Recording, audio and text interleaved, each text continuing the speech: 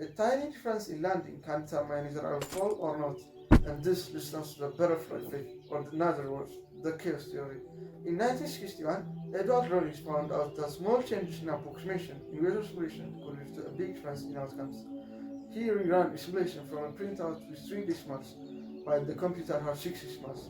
This tiny change in approximation created a new weather forecast. This was the start of the chaos theory, or the butterfly effect. It's found in mathematics, which is the study of apparently random or unpredictable behavior in systems governed by deterministic chaos, a chaos that can be determined. To further illustrate the unpredictability of chaotic systems, Lorentz introduced the concept of strange attractor. A strange attractor is a set of points in space that a chaotic system tends to evolve towards. It has a fractal structure, meaning that it reveals more and more details as it's modified. A strange attractor can be seen as a fingerprint of a chaotic system, showing its characteristic behavior and sensitivity to initial conditions. Let us consider a single pendulum. If you look at it from the top, it tends to move towards the center, which is the attractor for the pendulum. If you start from slightly different initial points, they will have almost the same path.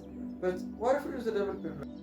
If there is small difference in the starting points make them have a very different path, and we can't predict the path or predict what they will be after a certain period of time using physics formulas unless we have an infinite precision. So, if a tiny difference makes a huge difference, then how is the weather forecasting made? You know that even supercomputers can't achieve an infinite precision.